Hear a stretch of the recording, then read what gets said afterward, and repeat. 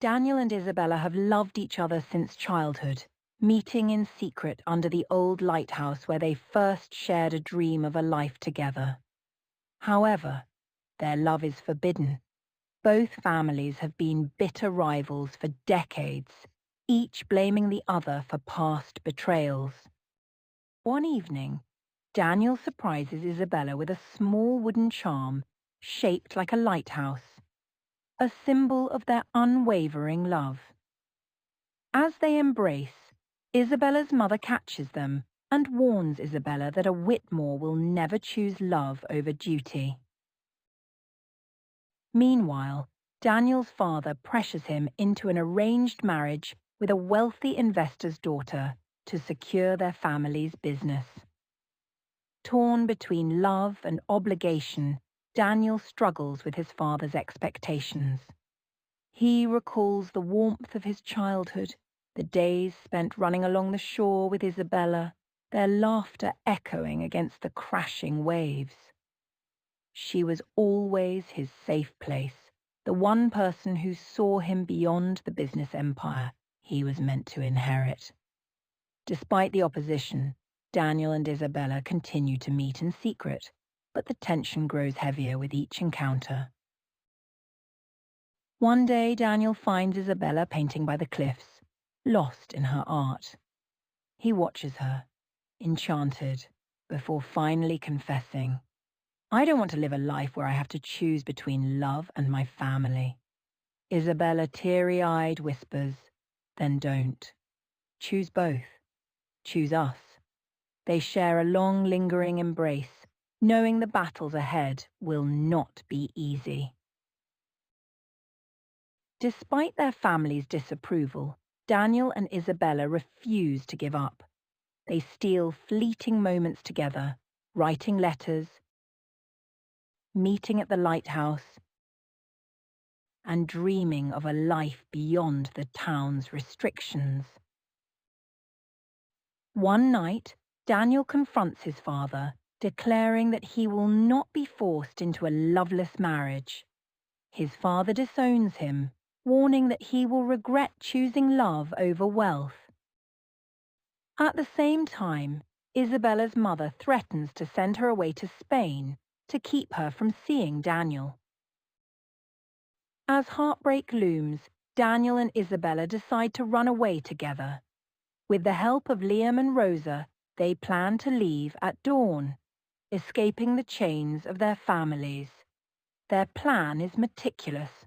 Rosa will distract Isabella's mother, while Liam will drive Daniel to the docks where a boat awaits them. But fate has other plans. The night before their escape, Daniel receives a call. His father has collapsed from a heart attack. His heart is torn. Should he leave the man who raised him, or fight for his future with Isabella? He confides in Liam, who reminds him that love is not just about choosing a person, but also about choosing the life that makes you whole.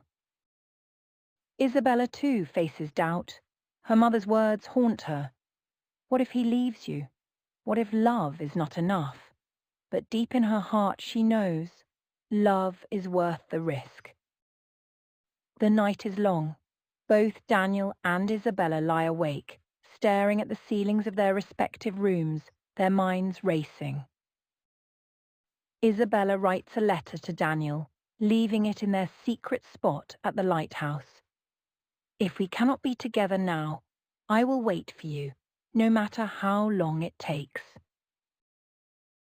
On the morning of their escape, Daniel arrives at the lighthouse, but Isabella is nowhere to be seen. Her mother has locked her inside their home, forbidding her from leaving. In a desperate attempt, Rosa distracts the family while Isabella sneaks out through a back door. Just as she reaches the lighthouse, Mr. Whitmore and Mrs. Moreno arrive, confronting the couple. Mr. Whitmore, still weak from his recent heart attack, leans on a cane, his presence a stark reminder of the weight of Daniel's choices. Tension rises as years of resentment boil over. Mr. Whitmore accuses Isabella of being a distraction that has weakened Daniel, while Mrs. Moreno insists that Daniel will never understand Isabella's heart. The argument escalates, voices clashing against the sound of the crashing waves. Daniel steps between them. "I have spent my entire life trying to live up to your expectations," he tells his father, "but I refuse to live without love." Isabella turns to her mother, her eyes filled with both pain and determination. "I know you want to protect me," she says softly, "but love isn't a weakness. It's the strongest thing I've ever known." She takes a deep breath and steadies herself. "Love is not about winning or losing," she continues, her voice unwavering. "It's about choosing happiness over pride." Daniel joins her, his hand finding hers. "I love her, and I won't apologize for that." Moved by their passion, Liam and Rosa step in, reminding their families of their own past loves and lost chances. Rosa turns to her aunt, pleading, "What if you had fought for love when you were young? Would you still be full of regret?" Mr. Whitmore and Mrs. Moreno exchange a glance. For a long moment, there is only silence. Then, as if the years of hostility have suddenly grown too heavy to carry, their expressions soften. Mrs. Moreno takes a deep breath.